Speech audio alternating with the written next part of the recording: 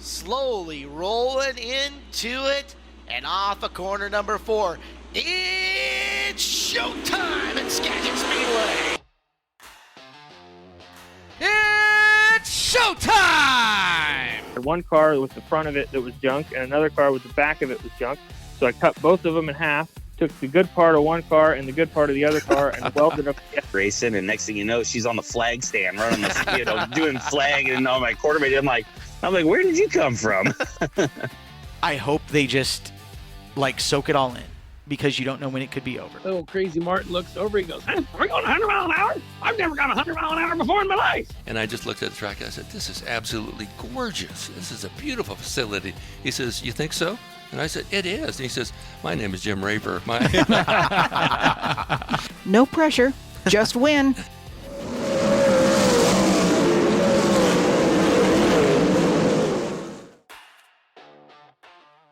Well, welcome into part number 2 of our interview with Steve Beitler. You heard more than likely a majority of his racing career here in part number 1. In part 2, we're going to look more at his ownership of Skagit Speedway and other assets. But an interesting, really, part 1, Blake. Yeah, part 1 was great. And like you said, we covered a lot of the racing. Now part 2, we're going to dive into Steve's post-racing career and how he filled his time, not in the seat. Obviously, Skagit Speedway, but he had a lot of other things happen. And so it was a good chat, and I hope everyone enjoys it, and hope everyone had a great Christmas. Yeah, so this episode will just be the rest of the interview, and then after that, it'll end, and we'll chat with you in 2026. So enjoy part number 2 of our interview with Steve Beitler.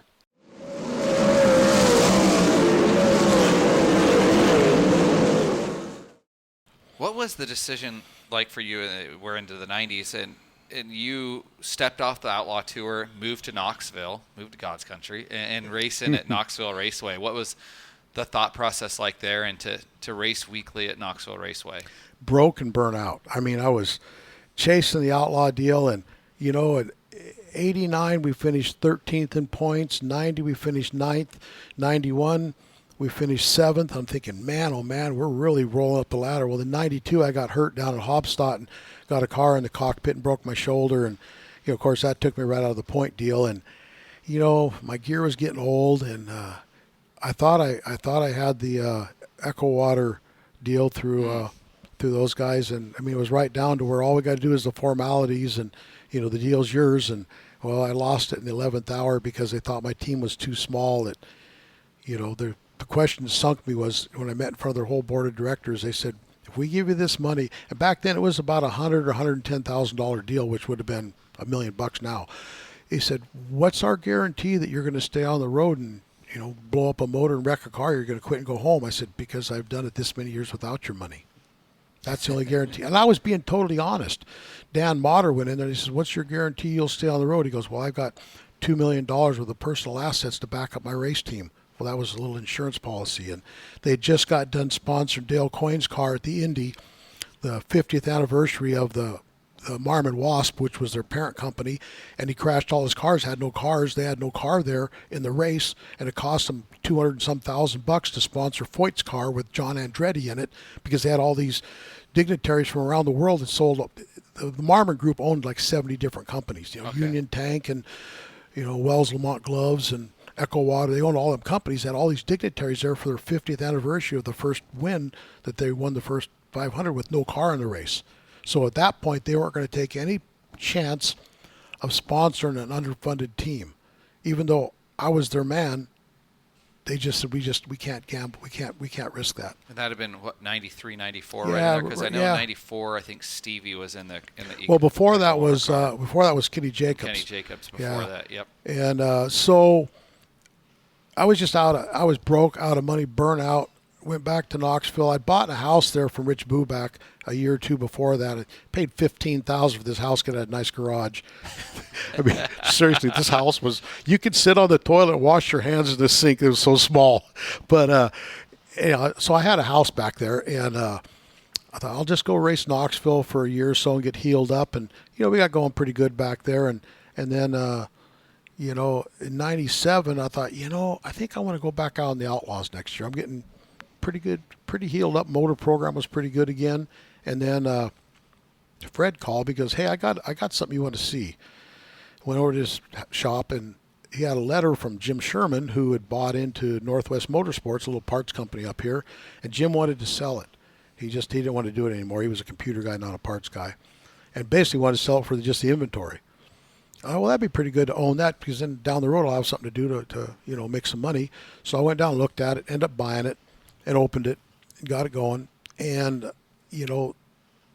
in 98, I thought, I'll take 1 year off and really work this business and get it built up and head back out on the road. Well, partway through 98, I looked and I was like, holy crap, I got money in my bank account. This is something new. So, when I bought the business from Jim Sherman, he was doing about $400,000 a year in sales. My first fiscal year, because I bought it on April 2nd, my first fiscal year, we did $1,055,000 my first year, because I worked my butt off. I mean, I was freaking crazy when it comes to guerrilla marketing and working. My work ethic is something I'm really proud of, but it's all of a sudden, man, there's maybe a future here. And so that's why I ended up in Knoxville. That kind of transitions me into the next part of what I did in the world. So is that then the birth of the Beitler Performance Center? Yeah. When I first bought it, it was either Northwest Motorsports or Motorsports Northwest, because when Dave McNary had it in Anacortes, it was one way. When Jim Sherman bought it, they flipped the name around. So, okay. And then on January 1st of the following year is when I officially changed the name to the Beitler Performance Center. And, it's like everything else, I work hard at everything I ever do. And, we started supporting, of course, we supported Skagit. We started taking a truck down to Elma.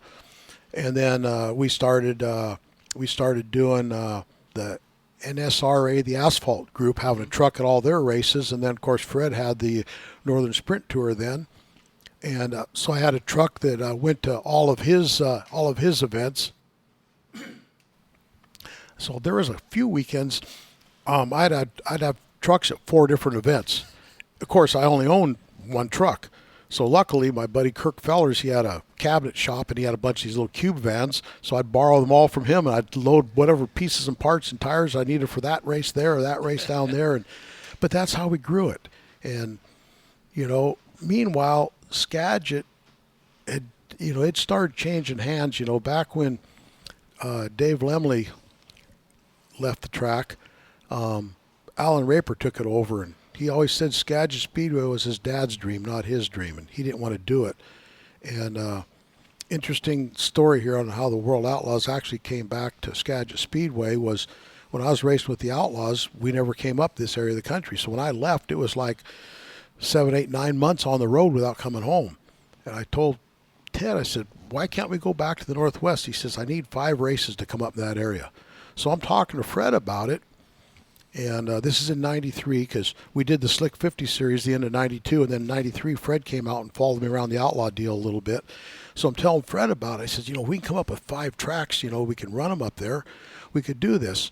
So we were at Eagle Raceway, and I told Ted we wanted to have a meeting. So we're all met in my trailer. I introduced Fred to Ted. I said, this is Fred Brownfield, up there at Skagit. And so we hammered out a deal, and he says, give me 5 tracks. And he said, I'll give you these 5 states, Washington, Oregon, Montana, Wyoming, and I don't know, whatever else is out there. So we got those deals there. And so Fred came home and got a hold of, I'm assuming Elida at the time, and said, hey, we want to lease this racetrack and put on a World Outlaw event. And anyhow, make a long story short, they convinced Fred to lease the whole track, because Alan didn't want to do it. He did not want to run Skagit Speedway. It just wasn't what he did. So Fred ended up leasing the track, and we started working on putting the Outlaw deal together. And he said, "Look, why don't you just stay out on the road? Let me do this, and I'll sponsor your car like I always have, and you help kind of build this deal up for me." So that's how it all. Basically, that's how the World Outlaws came back to Skagit Speedway. What was that weekend like? Oh, it was freaking crazy. It was huge with the amount of people and stuff that was at that race. The Outlaws were finally back. It was big. What were the 5 tracks that you hit then coming up? We did Billings, Skagit, Grays Harbor, Rock Springs, Wyoming. But we did Skagit for 2 nights the first year. So, because I think he said he needed 5 nights of racing. So I remember Yeah, we did. I know we did those 4 tracks. I'm trying to remember what else there might have been. I think that was probably the 4 that we did. Cottage Grove. Yeah, so Cottage Grove, Skagit, Billings, Rock Springs, and there might have been another one. I don't remember now. And so we did all those tracks, and then, it just kind of evolved where Fred just kind of took it and, away he went, and I stayed out racing with the Outlaws and stuff. Yeah, let's see. Yeah, it was 94. That doesn't have everything in here. Never mind. Yeah. Cottage Grove and Skagit, though, were. Yeah. So, I come home with my parts deal, and in a period of 7 years, the racetrack had really changed hands 5 times. And, it started off with the stockholders, and then Fred was in there for 2 years, and he was trying to buy it. They just couldn't come to a reasonable deal that he felt he was comfortable with. And he was actually sitting in my living room when they called him to tell him he lost the deal to the Greens and Lemleys, and he was not happy at all. He was pretty upset about that. But, so, went from the stockholders to Fred, then from Fred to Greens and Lemley. Then Greens wanted out after a year and a half or so. That's when Burroughs came in, and then, it was really challenging for Paul to work with Jim because they just had totally different philosophies on how they wanted to run stuff. So Paul kind of got squeezed out on that deal. Well, then Burroughs brought in Tim Hansen, who at that time had Car-Mart down here. Okay. Him and Bob Nelson owned the Car-Mart group. So Tim Hansen came in, and then Tim kind of, I don't know exactly what happened there. Tim was kind of moving Jim out of the picture. Well, by then the stockholders, they added the contract that Jim can't sublease it to anybody, and they'd had enough with all the shenanigans going on, and they said, look, we're just going to take it back. And I'd actually tried to I'd talked to Jim about buying the track about a year and a half before that, but he thought I was trying to buy it for Fred. Him and Fred were mortal enemies back then. And, he'd give me some stupid price on it that was, way, way too much money. And, well, then when he brought Tim in, that deal all fell apart. So, Bobby, Jim's son, asked me, he goes, you still interested in the track? I said, yeah, but he's got to be reasonable on the price. He goes, he will be. So I had a number in my head. I went over, he was living in the house across the street, Jim Burroughs was. So I went over and met with him, and his number was exactly the same as my number, but he wanted $100,000 down, and I said, I can give you $50,000 down. And, he wanted more interest to carry it, and I beat him down on the interest with a 2-year balloon, and literally spent 20 minutes, put the whole deal together, wrote it out on a piece of paper, and walked away with it.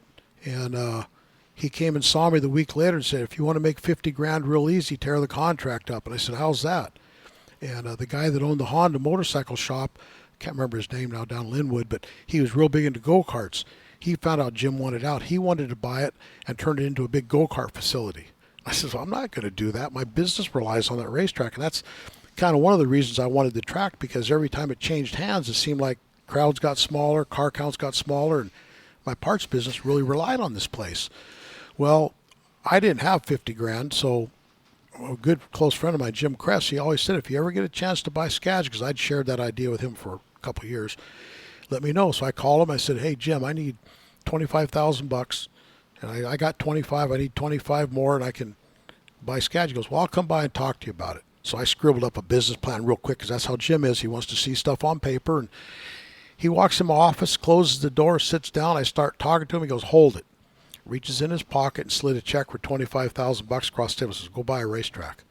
I said, really? You want to see my plan? He goes, I trust you. I said, well, do you want to be a partner? He goes, no, not really. He goes, just put me down as a partner for now. That's fine. So, we took the track over, and, August, 1st August there in 2001. And then I ended up selling the parts business the following year. And so Jim and I each put $100,000 in. That's when we did the smooth wall around the track, and then we put the lights in and stuff the first year. But we always had the agreement that I could buy them out anytime I wanted. And after the second year, Jim wanted to open an office in Fort Lauderdale. So we got talking, and he said, well, if you want to buy me out, let's come up with an agreement on a price. I said, okay. We each put in, everything the track made, plus each of us ponied up, about $125,000. And he made me a deal to buy him out for $200,000, which I thought was fair. So of course I didn't have the money, and I'd go to the bank and borrow more money, on top of the, $1.5 million. We still owed the bank, so I had a huge debt load, but I wasn't a bit worried because I knew I could make it work. And, so at that point on, I was sole owner of it, and, I'm thinking, I got 3 or 4 families up here that this is their income. This is what they do for work. I can't fail. And it was hard because, Fred had his manufacturing business to back him up, and when Schramm was doing his business, he had his construction business backing him up, and and it was so hard the first few years, just making the couple winters I had to do interest only payments because I just didn't have the money for the principals. But I paid the racers as much as I could pay them, and the first people that got paid with me was the racers and my employees. The second people that got paid was the utilities and the bills. And then if there was anything left over, I got paid. And there were several weeks, way too many, that I actually had to. Fortunately, I had some real estate stuff, rental houses, and I'd have to take what's left over off of those and put back in the business. And so it was pretty lean for a long time. When did that, I guess, finally start to change for you when you started to really get it going and it maybe wasn't as lean? It's kind of hit and miss, but after about 2 or 3 years, because, your first year you go into it, you don't know. You think you know, but you don't know, and you make some mistakes. The second year you think you got your mistakes fixed, but you're still making them. And usually by the third year with most racetrack promoters is your make and break year. Because like I said, the first year you lose money, but you think you figured it out. The second year you try something different, it didn't work. Several tracks have gone down after the second year, some of them during the third year, and a lot of them after the end of the third year. Well, by then I'd started figuring out on my advertising and started looking at dollars in and dollars out, and where I could maximize my dollars, and just changed my whole train of thought on how to run the business. And probably the biggest thing I changed was, in my philosophy was, I adopted something, I kind of made it up one day, is, be the customer. Think like your customers. And, so many racetracks, and I still do a lot of consulting with different tracks, but so many racetracks, they market to their customers. You don't have to market to your customers. You already got them. You just got to remind them. You got to market to the people that aren't coming here.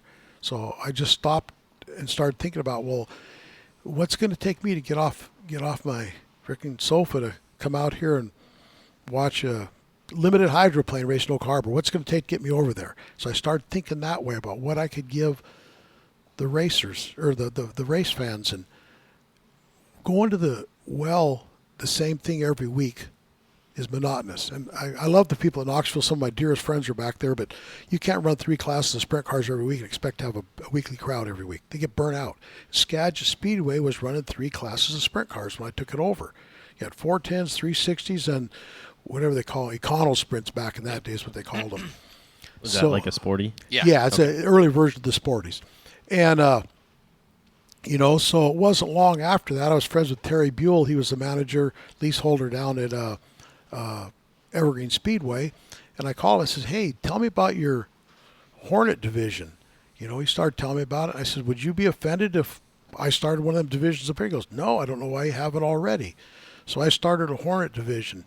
And the reason I did that was I drew a 20-mile radius around my racetrack. And I only had 12 car owners within 20 miles of the racetrack. Everybody else had to come from farther away. It's like every race car brings a certain amount of people. You got family, co-workers, neighbors. The average person will drive 5 to 20, 25 minutes on a regular basis. You start getting out 30, 40, 45 minutes, they're not going to come here that often. They'll come for the big events, but that's just too far to come on a weekly basis. So I wanted more racers within a 20-mile radius because their neighbors, their friends, their co-workers, like I said, they'll start following up here. When I started running tuners, because those guys that's a great class. I mean, they're just as excited to run a tuner as the guys are to run 410s. They start bringing a lot of local people up here. Their neighbors, their friends, and co-workers. Mm-hmm. So all of a sudden our crowd started getting bigger. Well, now I can pay a little more money to the other classes, and that started growing. And so that was kind of, after about 3 or 4 years of doing this, and then I got thinking, we're pulling the same crowd every week. There's a lot more people in Skagit County. So that's when I started doing, I brought the monster trucks in. and because that brings in a whole different genre of people. Then I brought the big rigs in. Mike had been bugging me for years to give him a chance up here, and I was afraid he'd knock my fence down, which he did at Alma, by the way. But so, the monster trucks brings in the families, the young kids, the Hispanic crowd. We have a huge Hispanic community up here. So then I brought in the big rigs. Well, the big rigs, and what we did with that to market that was we got the phone book out, and I made 200 copies of promote the big rigs and sent a cover letter with it. Please post this in your break room. We sent it to every truck shop, tire shop, fuel shop, anything to do with trucks, tractors, logging companies, trucking companies. We send it out to all of them. Our frickin' big rig race come here and the stands were packed. A whole different crowd that had never seen Skagit Speedway. And I ran the sportsman cars with them that night because I didn't want to run 410s with them because they're so much faster than the trucks and make them look real bad. So I ran the sportsman cars, but now the crowd that never been here, they didn't know anything about a sprint car. They didn't know how fast they were. Well, they see the sportsman, they say, well, we run sprint cars every week here. Now they got a sample of what we actually run here on the weekends. So we did that, and a few years after that, we brought in the truck and tractor pulls, which brought in a lot of your farmers with their tractors, and it brought in all the kids now. The kids' hot rods nowadays, or at least 8-10 years ago, was their big hopped up diesel pickups. Well, we had classes of that here, so it brought in a whole nother crowd at that point. So we're just trying to bring in different genres of people to see our facility and experience what we actually have here on a weekly basis. The hardest thing to do at any business, whether it's a racetrack or a restaurant, is getting somebody there the first time. You got to teach them how to drive in your parking lot, park, get out, walk through, buy a ticket, go up, sit in the grandstands. Once you've done it once, it's easy to come back. Mm-hmm. Go to a Tacoma Rainiers game. I don't even know where this stadium is. Yeah. But once you do it once, it's real easy to do it again. So that's the whole thing, is get people in your grandstands the first time, get them out of there at a decent hour, none of this 11:30 stuff, but get them out of there at a decent hour, leave them a little bit hungry, because then they want to come back for more. How rewarding was it to those big crowds? I mean, I know that how excited I get when we get a big crowd, but your neck was on the line. How exciting was it to just have a big crowd and kind of bring Skagit back to life? It was really exciting. I love blowing stuff up. I mean, my fireworks shows, that was my favorite shows of the year, because I would design my fireworks shows. I would do the music. I mean, right down to when we start the show, I'm on the radio talking to the guy back there that's going to fire it. I'm talking to either Caleb or, when his dad was still here. I'm coordinating all of it. I tell the promoters, you're a promoter until 4 o'clock on Saturday night. You take your promoter hat off, you put your producer's hat on, because either they're coming or they're not by 4 o'clock. At that point, you produce the show. Seamless entertainment. You can't have dead time and all that stuff. So our first really humongous, I got pictures of it still. I like to look at them. But our crowd you can't see the grass. Let's just put it that way. And my dad looks at me and goes, well, you got what you asked for. It's like, holy crap, we're going to run out of food. And we got people running to the store. And yeah, the most rewarding part of the whole deal was I love racing. I love it when a guy wins his first race. That's really cool because I've experienced that. But to me, to look out in the grandstands when I used to stand on top of the announcer's booth and see all them families out there, moms and dads and kids and grandparents and aunts and uncles and neighbors, and see them all out there together laughing and cheering and elbowing each other, having a great night out together away from all the trials and tribulations of real life, taking them away from that and knowing that you had a small part and bringing them all that happiness that night. To me, that's the number one most rewarding thing of owning this racetrack ever was.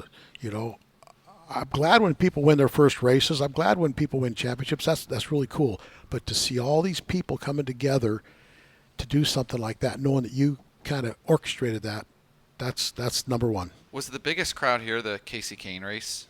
It was. The first Casey Kane race was pretty big, but to be honest, I think our monster truck show the last year rivaled that one. Gotcha. I got a video of that one, and I pull up and look at it every now and then, and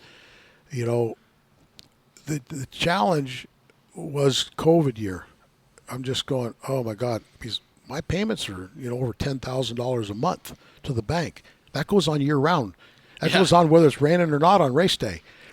And COVID's coming. I'm going, I'm screwed. And I went and talked to my bank, and they said, well, if you need to go to interest only, we can do that for like 6 months, but that's it. I'm kind of going, oh, boy. I had to figure out something. Well, when they opened it up to competitors only, but no fans, I'm thinking, well, some tracks were starting to do it, but they were paying them like half purses. I'm going, that ain't going to work. I don't like taking money out of my racers' pockets. So I thought, I got hooked up with Speed Sport. I talked to several different streaming companies. I like Speed Sport's program mostly because it was done strictly on a percentage. That way, the harder I work, the more money I can make on pay-per-view. So I decided I'll do this, but they'd opened up the parks and some stuff like that on the weekends. Well, if you're cooped up all week, the last thing you want to do is sit at home on a Saturday night to watch a race. So I'm going Thursday Night Thunder. I'm going to bring it back. Because everybody starts to work on Friday still, so they're going to be home on Thursday night. I'm thinking that'll give me a captive audience.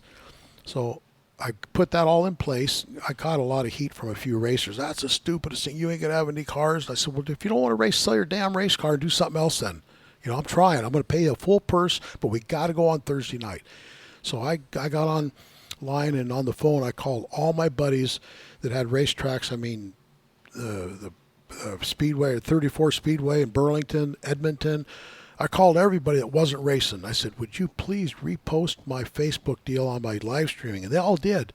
I mean, freaking pay-per-view come out. We were knocking it out of the park with our pay-per-view. And, Justin was doing a great job. Him and Lisa were doing a really good job with all the graphics. And we embedded commercials in. We had titles, we got people starting to sponsor heat races. My buddy from Tennessee sponsored them, and then people started texting in, hey, I want to put up another $100 to help with the purse tonight. And we actually, by the time it was all said and done, we actually made a little bit of money COVID year. Well, then roll into 21, and everybody was pretty pent up from being inside for over a year. Dang near record crowds every night because we tracked year to date, week to week, year to date. And I'm just going, I cannot believe how many people were getting in our grandstands. It was just nuts. Dirt Cup was huge. Fireworks was huge. Monster Trucks was... Our Sunday show was bigger than our Saturday shows used to be. And our Saturday night show, I ordered, because we had history with that. I know how much food to order, how much beer to order. We were out of beer. I went down Sunday morning, went to Fred Meyer, bought every Budweiser product they had in there, went over to Hagen. I mean, we're taking like 3 shopping carts full of beer out on a Sunday morning. You're thinking, what in the world is going on? Well, people say, well, where are you going with all the beer? I said, headed to church, but we got up here, and there's a few flavors of the seltzers that people just didn't like. We sold every bottle and can of alcohol we had on the premises. There was 0 left in the beer garden. We sold every bit of it, but it was pretty amazing. So I'll take a tiny step back because you owned Skagit, but then you also owned Grace Harbor, or you owned Grace Harbor Raceway for a while. You owned a racetrack in Yakima, plus part shops, trophy company, yada yada. It kind of goes on.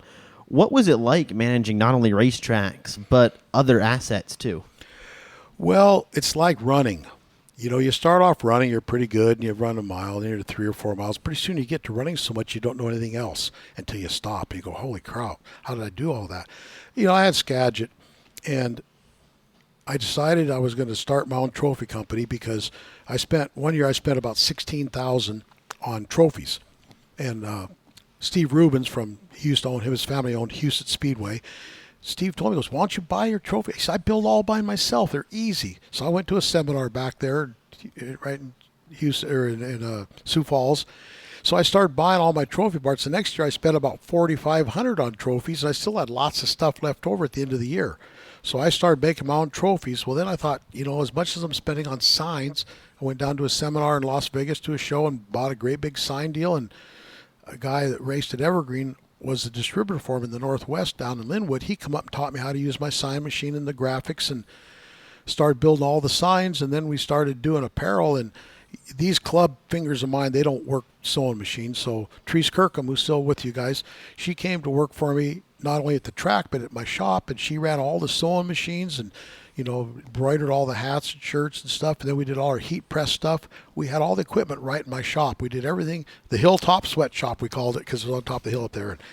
So I don't like paying somebody else to do something that I'm capable of doing. And that's when things really got rocking and rolling because, when you cut $8,000 or more out of just your trophy bill and thousands and thousands of dollars out of your sign bills and then your apparel bills. And then I took over Grays Harbor Raceway. So I started doing Elma, which now allowed me to schedule, so we could schedule the tracks together so they didn't walk on top of each other. Well, meanwhile, I had a chance to go over and do some special events at Yakima Speedway, so I started doing events over there. So I started doing spring events. I started doing monster truck shows over there. And there's a couple weekends we had events at Skagit, Grays Harbor, and Yakima all on the same night, which fortunately I had really good people in place everywhere because I'd go over and take the Yakima one. I had people in place at Elma.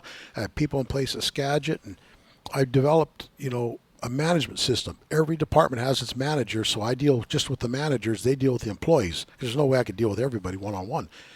So just like I would tell them when I leave, look, do your job. Do nothing more, do nothing less than what you do every week when I'm here. That's all you got to do. And it worked. I had a really good staff, and it worked. But that's when things really started growing because we started the Summer Thunder Sprint Series. We started the Washington Modified Tour. So when it was time to have a big event down at Elma, we'd put something real small up here, and then we'd take the bulk of the people down there, and our crowds at Elma just grew and grew and grew. And Yakima was a challenge. The monster truck show hit good over there. My spring races just never made money because it was cold. The passes had snow on them, and but the fair race did pretty good over there. We did fine on that one, but it was just easier to have them all under one track or under one umbrella. So I only had to schedule against myself and made it a lot easier. Was there any reason you called it Fun Time Promotions? Yeah, because when Jim Kress and I sat down, we wanted to come up with a name. I said, well, why are we doing this? And I don't know, one of us said, he goes, well, first off, we're doing it to have a fun time. That's the thing. And we go, perfect, Fun Time Promotions. So we're doing this to have a fun time. That's what I didn't want my name on it. To me, I don't know. My dad kept me pretty humble my whole life, and I just thought if I, called it Steve Beitler Promotions or Beitler Promotions or something like that, it was, I just thought that was, to me, it was a little arrogant sounding. So Fun Time Promotions was what it was, and the only reason I called my speed shop Beitler Performance Center, I wasn't going to use my name in it, but my girlfriend at the time, she said, no, you need to tie your name to it. She says, you're very well known from running the World of Outlaw Tour, and all the racers across the country will know who you are. You need your name on this. So I went with that, and that actually worked out pretty good because I'd have people call and say, yeah, you're the guy running the Outlaws. And when you tell them, they say, oh, I need a master cylinder. Well, what size? They don't know, and you can walk them through the process, say, this is the size you need. They trust you because they know that you've done it. It wasn't, Cascade Performance Center, nothing like that. It was Steve Beitler Performance Center, the racer. So that's why I put my name on that one. But at Skagit, I just didn't want my name on the promotions company because to me it's kind of like it wasn't about me. It's about the racetrack. This is its own entity. I'm just a person that was fortunate enough to be at command. One thing I want to rewind back to is you talked about the improvements you guys did here. One thing you changed the format of the racetrack. The shape. Yep. Yeah. What was the thought process behind doing that, and how did you come to decide, okay, this is what we're going to do and change the shape of the track? Well, when they built the racetrack, they originally started out with 14 acres, and there was 14 stockholders in the original deal, which as some of them faded off because they didn't want to keep putting whatever $100 a month in, whatever it was. When I bought the racetrack, there was 8 stockholders that owned 9 shares, and but when they built it, they had a natural hillside here because it used to be a railroad grade that went through here. So they kind of built the grandstands on this side, but the backstretch was on the property line or 5 feet off the property line. So that was the angle of the backstretch in relationship with the grandstands. It was at an angle. So 1 and 2 was a bigger radius than 3 and 4. And that's just was part of the history of Skagit, but they just crashed a lot down in 3 and 4 because 1 and 2, you whistle into that corner. It's a nice sweep and turn. You get down to 3 and 4, it's a lot sharper turn, and they just seem to crash a lot more down there. I wanted to open it up and make it a little bit easier to drive. So there's not nothing straight here. There's no way to measure it and figure it out. So what I did is I got an aerial shot, and I took a ruler and I drew a straight line down the front stretch wall, and then I measured over on paper to where the turn 2 was. I measured over on the paper where turn 3 would have to be parallel. And I drew a line. Well, it just happened that line I drew coincided with the pit gate.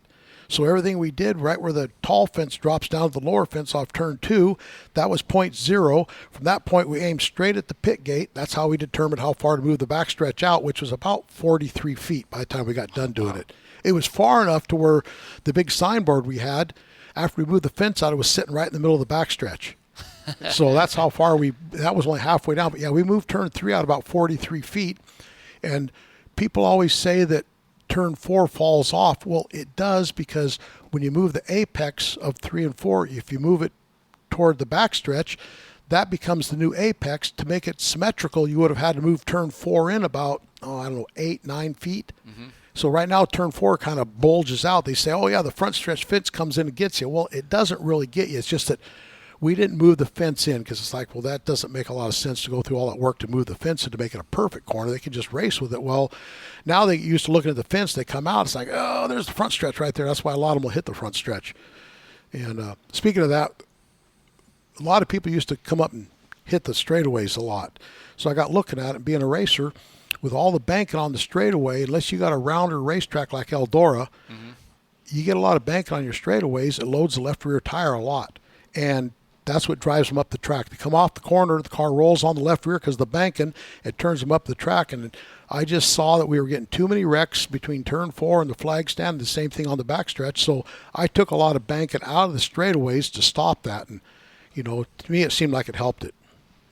Well, how long was that process to get everything done, get everything moved out, get the track back to a racetrack? We did it in a couple months, yeah. Okay. Had to work around the weather a little bit, but yeah, we started at the end of one year, and I got a lot of pictures of it. The first thing we did was stake everything out, and then go back and drive all the posts in the ground, and then come up, start cutting the fence in sections and picking it up a section at a time, and going back and shoot the elevations in and just reattach it. And of course, then after that, we built all the signboards around the top. That was another job we did, and put all the posts in the ground, drilled them, and built all the framework and mounted all that. We did that. We did all the work ourselves. Even we put the lights in up here. Yeah. We did. They sent out one guy from Musco, and we set 2 points in the infield, and I shot everything with a laser, me and Mark, and we basically determined elevations, and we sent them a full blueprint, and they actually built the lights. They adjusted them. They set them up back there in Iowa. They shipped them out, set them in place, didn't have to adjust one light. Oh, it's pretty nice. amazing how they can do that back there. But so we did hire we hired Jim Grove to come out and pull the wiring, because I didn't want to be in charge of wiring and wiring stuff up. I burned the place down. So, but otherwise, all the work we did it ourselves, because we just couldn't afford to hire contractors to come in and do it. How much dirt did it take to expand out 40 plus feet? I don't remember now. We dug into the bank out here back when we used to use the native soil, and it took a fair amount. I mean, it wasn't as much as you would think, because you take the existing track and you grade it out to that. You just move the infield out. So really, you're only talking about probably 30 or 40 feet of fill down there in the corner once you move it out, where the track separates when you move it out. So it wasn't a lot, but we'd put dirt on it every winter, just because the old stuff, kind of like what they have on there now, is a little gooier, and it seemed to throw a lot more of that over the fence than the new stuff we'd hauled in. That's interesting. That big change, and you guys came in and really left your mark in the first 18 months, I'd say, with the updates to the facility, reshaping the facility. Then we put new sound system in, and but I've been to a lot of tracks across the country, and again, be the customer. Mm-hmm. I'd see stuff at tracks that I liked, and I see stuff at tracks like, man, I don't like that. I'd never do that at my racetrack if I ever had one. So I was kind of fortunate to where I got to witness a lot of really good promoters, a lot of really bad promoters, a lot of good facilities, a lot of bad facilities. So, you just take that information you have, and you come home and you try to give them what you would have liked to have had. So what was your vision when you first bought Skagit Speedway? Well, I wanted Skagit Speedway to become a household name. I wanted it to be, when you listed off your favorite 5 to 10 racetracks across the country, I wanted Skagit Speedway to be in that sentence. And, I'd go to racetracks every year. I used to tease Cappy back there, Ralph Capitani. I said, man, I've stole so many of your ideas. He goes, well, you think I invented this stuff? He says, I stole them too, I wanted Skagit Speedway to be the nicest facility it could be for the fans to come up here so that they sit in these grandstands, they can be proud of their house. I've been to some racetracks where it's just a crap hole. It's just they're horrible. And I'd be embarrassed because they won't spend any money on their facilities. Not me. It's like, this is my signature right here. You know, when Skagit Speedway opened in 1954, in that era, my dad started racing back in the early 50s. There was a racetrack in Oak Harbor. There was one in Anacortes. There's actually one right down here along the freeway about where the mall sits. There was one up off Garden of Eden in Cedar Woolley. There was one in Wickersham. There was one in Ferndale. And you had Skagit, like 7 or 8 racetracks in just this community here. And there's one left standing. This is long before Paul built Deming, of course. But there's one left standing. And there's a reason why, because people like Albert Lemley, Paul's dad, when he was really the first manager that stepped up and took the bull by the horns here. And then when he passed away, Jim took over. But they had a vision of what they wanted.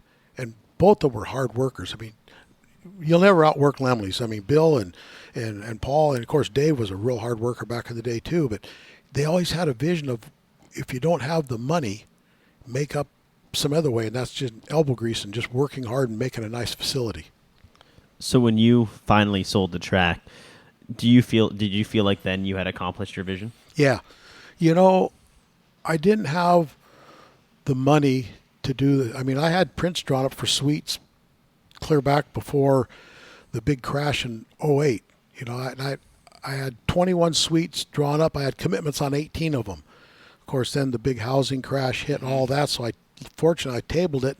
I just never, without going to the bank, I never had the money to build the suites that I always wanted to have, because I knew if I built the suites, then I'd start bringing in more corporate people and higher dollar people. It's going to bring more money into the racetrack. And, you know, so, but Dirt Cup was a huge race nationwide.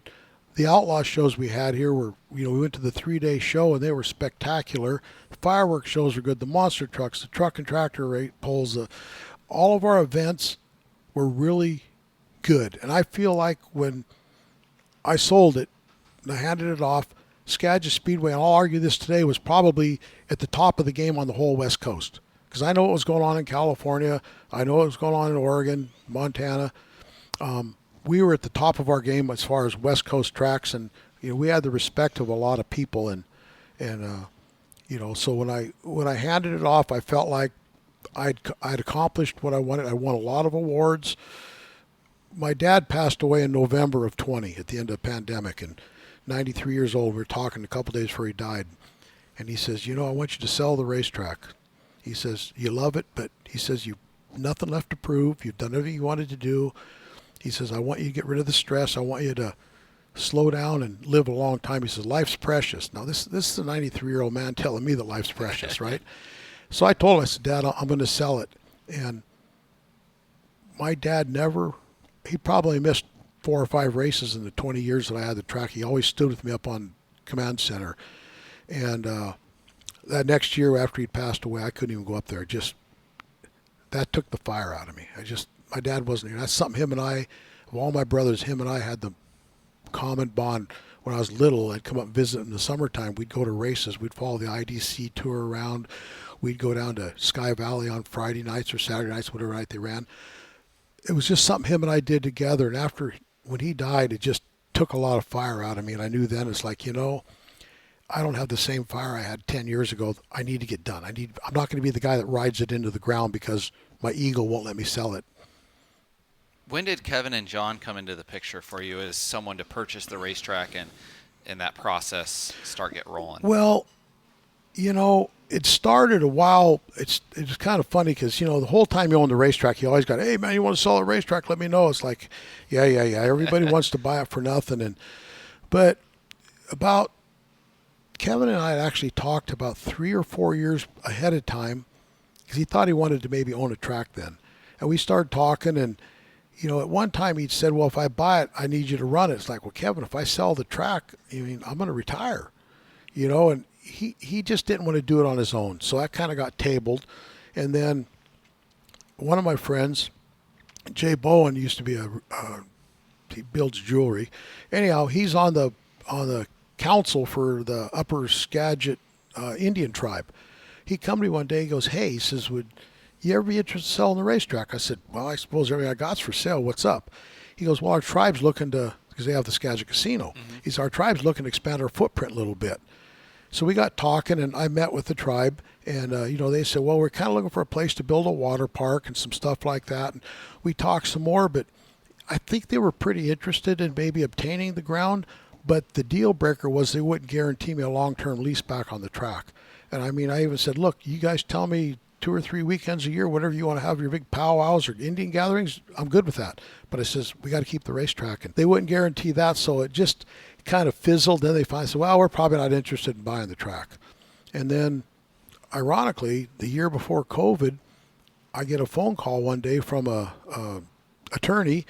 He said, well, he said, I understand your racetrack's for sale. I'm kind of going, well, I suppose, what's up? He goes, well, I represent a company that'd be interested in buying it.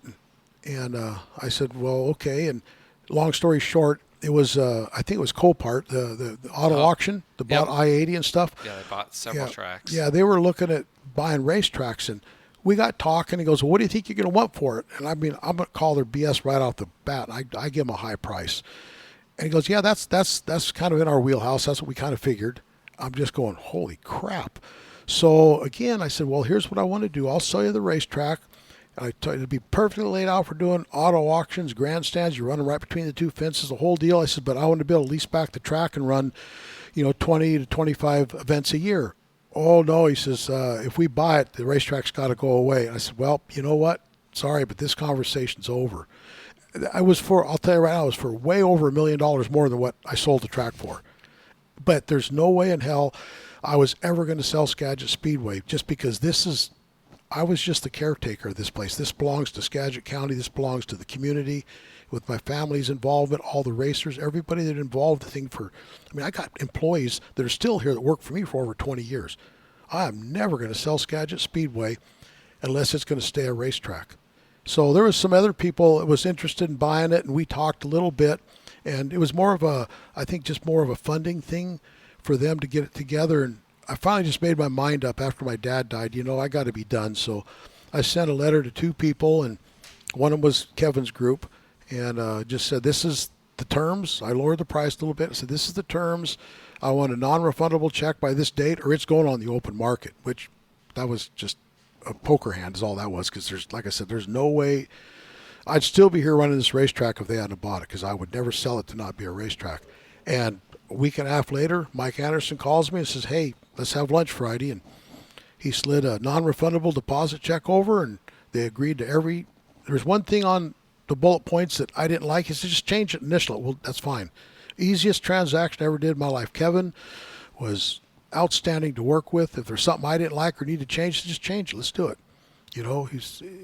And I was really happy that Kevin wanted to buy it, because I know he has the resources that I never had, to do. He's done amazing things with this place. The whole team, just putting together this podcast stuff I didn't have the money to hire as many people as he's got.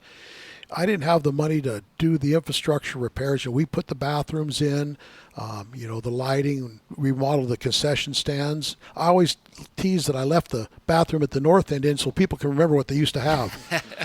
And, but, I was really happy when Kevin wanted to buy it, because I knew that he was going to take this place well beyond anything I could have ever imagined, which he has. And probably the mistake I made was back when he wanted to buy it for a lot more money than what I actually sold it to him for. I should have said, yeah, you buy it, I'll run it, pay me this much, and then I would get to do all these improvements and have fun spending somebody else's money. But so that was kind of the process. And, I was getting tired. The stress, there's a lot of stress on running a racetrack with the weather, because one of the biggest challenges you have here is you have 3 entities you're dealing with every week. You got the racers on one side, you got the fans on another side, then you got the advertisers and sponsors, and then not to mention the employees. You're this guy in the middle, and you're trying to keep everybody happy, and you're juggling all these balls every week. And no matter what, the thing about racing is it's one of the few sports in the world you don't have a 50-50 chance of winning. You got a 4 to 5% chance of winning, depending on how many people start the main event. So no matter what you do, somebody's not going to like it. And the thing about racing is because it's not a team sport where you can blame it on your teammates. It's you in the car.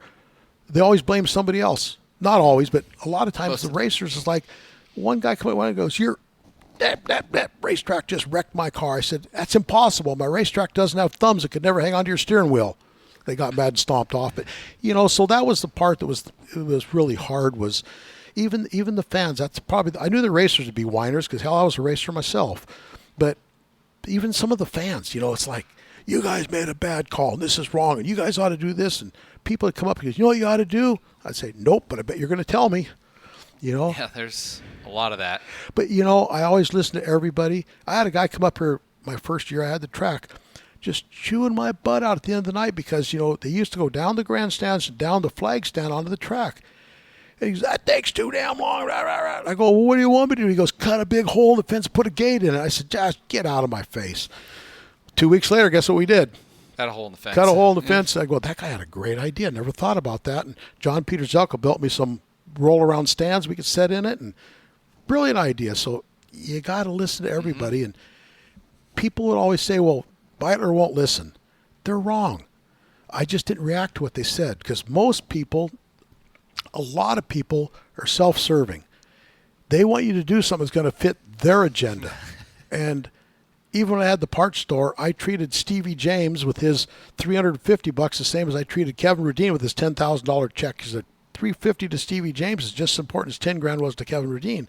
Same thing with the racetrack. I treated all the racers, the tuners. I don't care. They're racers. That's their race car. That's the most they can afford. That's everything in their world. I treat them as good as everybody else. And same with the fans. You try to keep the fans happy. And what I've told a lot of promoters when they just can't handle the stress and stuff, I said, when you get up in the morning, you brush your teeth, look at yourself in the mirror and ask yourself, are you doing the right thing? If you're not, change it. If you are, then let it be. As long as you know in your own mind you're doing the right thing. And my pastor told me something years ago, and I've used this 100 times, is when you make a decision, ask yourself, is this the popular decision or the right decision? Sometimes it can be the same decision. Sometimes it's popular and it's right. But you know what? If it's the right decision, because I got all these people working for me that rely on their paycheck every week, and if I run this thing in the ground and go bankrupt, shame on me for not doing the business right because I caved into this guy with a lot of money that's got a loud voice. The people with the most money seem to have the loudest voices when they want something that fits their agenda. So that's what. I'm struggling to find my words here. There for a couple of years after you sold the racetrack, you didn't come back. You weren't here. You were out enjoying retirement. But this past year, you came back several times. What was it like to come back to Skagit for the first time in a couple of years and kind of see how it had evolved? Long overdue. I didn't come around because there was some personnel conflicts that things that had happened that I wasn't comfortable being around certain people. Mm-hmm. So it was just easier to stay away. And the other thing is, Kevin knew from day one, and John, once I got to know John, that I'm right here. I mean, I got the playbook. There's a lot of things I saw that I think would have helped them, but you know what? It wasn't my place to come tell them what they're doing right or wrong because that's my opinion. They have a game plan, and when I took the track over, I had to do it my way, and it wasn't always the right way because I learned by my mistakes. Sometimes you learn more by what not to do than what to do. But I stayed away just because there's some personal reasons I stayed away, but I stayed in contact and in touch with everything that was going on up here because this is my baby. This is my home still. And coming back this year, I was really excited because, just walking through the pits and seeing some of my friends and, a lot of them would text me and stay in touch that way, but just going through the pits and, there's a lot of new racers here, which is cool. There's some of them I know them from Deming and stuff. There's a lot of guys racer I never heard of. But it was fun to come back and go through the pits. It was really nice to be able to come back up here and look at the great improvements I'd seen pictures of. And even seeing the crew, there's a lot of people still working here that were with me when I bought the track. And it was kind of like a homecoming. This is my second family up here. And I really enjoyed coming up here. And it's still hard, though, when you come up here. Mark Harrison, he's been my best friend since the fourth grade. And it was hard for both of us because we come up, we see certain things that we know we could help with, but it's not our place to butt in and say, hey, if you do this or you do that, it'll be better.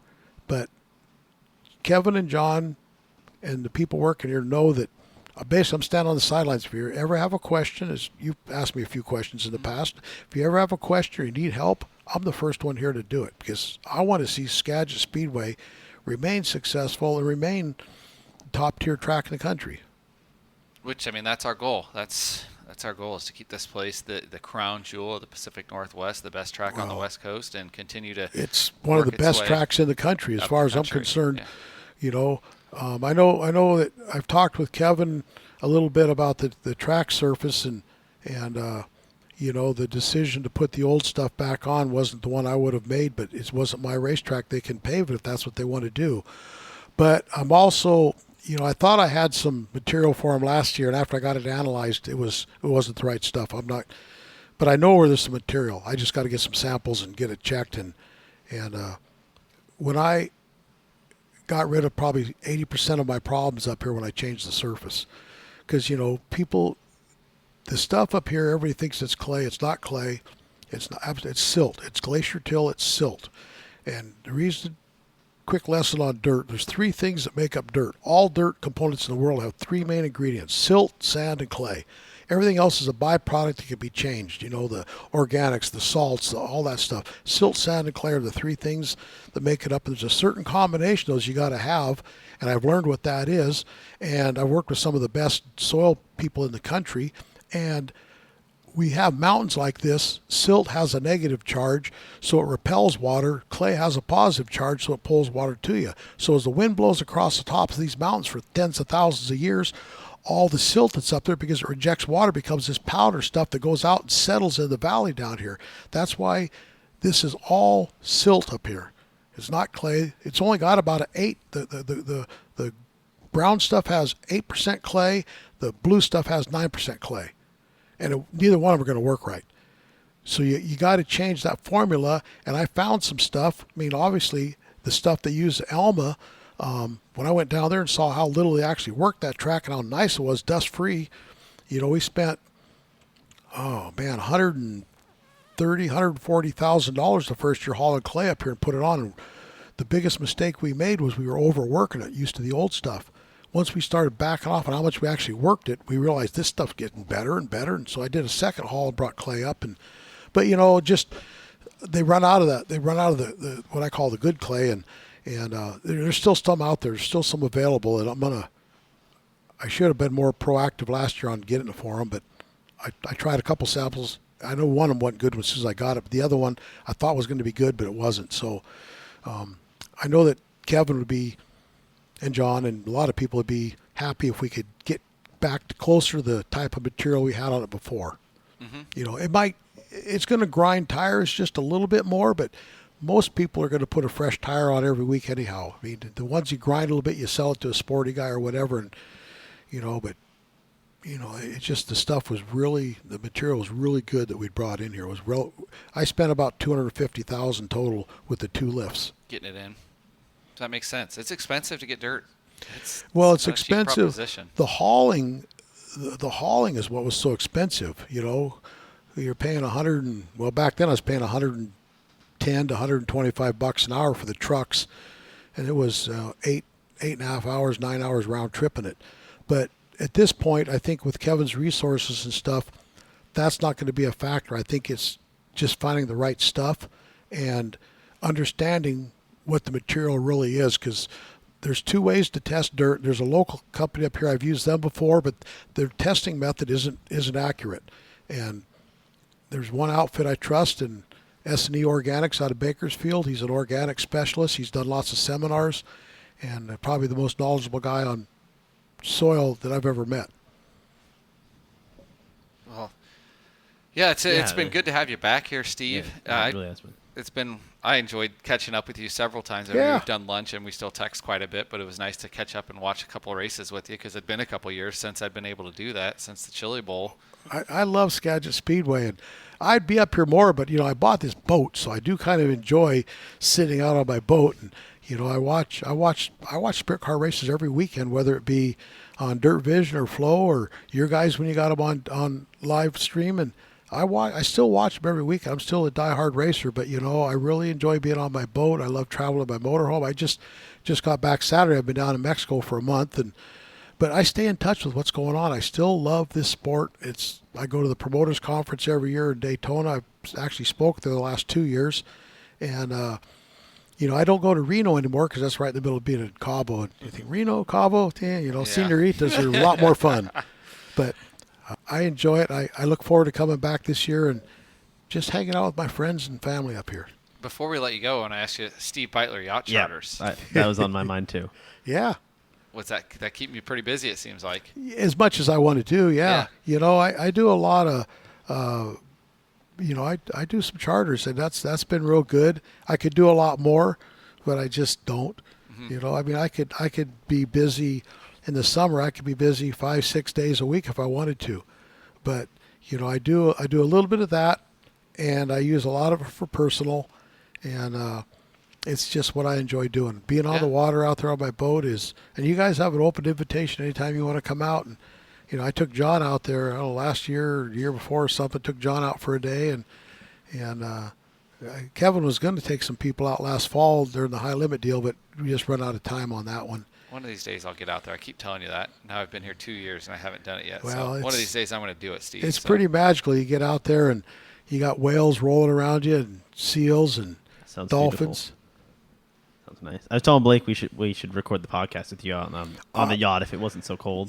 John from KISM, he texted me the other day and was wanting to know if I was on my boat or where I was at. And I said, no, I'm in Mexico. But I said, why don't we do a morning show from the boat this year? And he goes, that's a great idea. So they're fun. Know. They're fun. Oh, I've gone up there, done. Brad and John are the best. Once a month. I feel like this summer I was up I'd spend a morning with Brad and John, and I listened to them during the summer on the way to the racetrack, and then to get to meet them and get to spend some mornings with them this summer, they're more fun off the air than they are on the air. Yeah. They're a blast on the air. Well, I knew Brad back when he had the first guy, the Rockfish.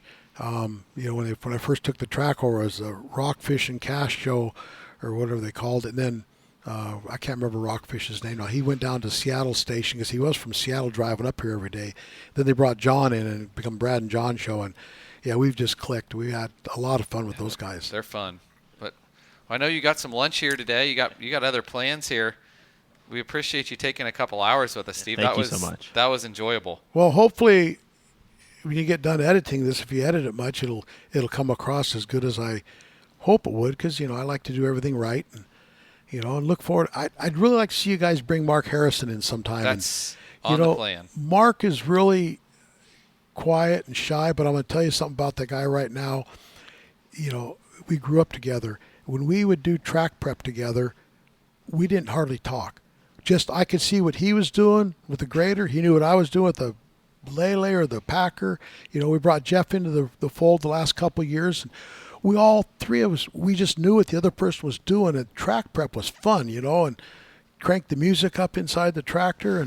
But I'll tell you right now, Mark's he's a quieter guy, but I'll put him up against anybody in the country on the blade. The guy, He understands, because he graded for Fred for a year and a half for Fred, and then for me, and then obviously with you guys for a year. He understands there's more to just grading a track. It's how you lay the dirt, where you lay it. I mean, we factor in everything from the weather to what races are coming next. It's not just a matter of grading this track like it's a road. There's a science to how we prep the track every week, just like your race car. We look at the weather, look at the wind, we look at the sun, we look at the cars that are racing. I mean, 410s are going to be on the fence. Sportsmen aren't going to get that far. Modifieds won't. He's good. He's really way underrated for what he was able to do up here on track prep and, of course, maintenance too. Him and Jeff, they kept this whole place together. But I'd like to see you guys bring him up sometime and talk to him, and originally a lot of fun. They were talking. I mean, you and I had talked about it. He said, "Let's get Mark in the fold with you," and then it's like, "Well, we got enough, Steve. We can fill up 2 hours with just Steve. So we'll get Mark on. We'll have you come. We'll figure out a day where you're around, and we can get you to come back and join Mark. And I'd like to see him get the recognition he deserves, because, like I said, Mark's a very quiet, extremely humble person that's never going to stand up and wave his arms. But I would have never done this without him. I mean, he helped me build my race cars back in the day. He didn't travel as much as he wished he could have because he had a family, but he helped me the day one at the racetrack or at the parts store. He was with me all the way through that. As soon as I bought the racetrack, he said, as soon as I can get out of here, I'm up there. And Steve Beitler wouldn't be who he is today without Mark Harrison being in my life forever. We'll get Mark on for sure. Yeah. We'll figure out a time when, like I said, when you're back in the area, we can have Mark on and really get some good Steve Beitler stories out of Mark. We get the truth. We get the Steve Beitler version, then we get the truth from Mark Harrison. Well, he does have a nickname called Big Stick, and we'll just leave it at that for now. Well, Steve, thank you so much for coming on. We Thank truly you, appreciate it. This was a lot of fun. I appreciate it. I learned a lot. Well, there's so much more. It's hard to I could talk for 8 hours and cover even more stuff than what we've covered today, but I really appreciate what you guys are doing for Skagit Speedway, the management, the ownership, and you guys bring a lot of passion and a lot of talent.